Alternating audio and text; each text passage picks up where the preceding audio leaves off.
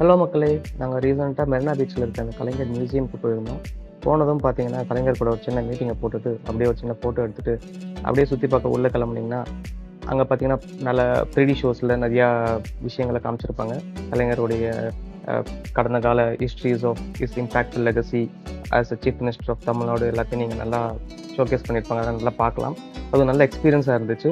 அதுக்கப்புறம் பார்த்தீங்கன்னா, அங்க ஒரு யுனிக்கான ஒரு விஷயம் என்னன்னா, நீங்க ஒரு சின்ன ட்ரெயின் கேபின் மாரி ஒண்ணு இருக்கும். அதுக்குள்ள போய் உட்கார வைப்பாங்க. அதுக்கப்புறம் 3டி ஸ்பெக்டக்கிள்ஸ் குடுப்பாங்க.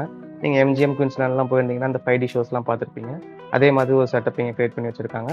அதுல வந்து Chennai and overall all the districts of Tamil Nadu எப்படி டெவலப் ஆச்சு, கலைஞரோட ஆட்சியில அப்படின்றத சூப்பரா ஷோகேஸ் பண்ணியிருக்காங்க. பட் இது எல்லாமே நீங்க ஃப்ரீயா அனுபவிக்கலாம்.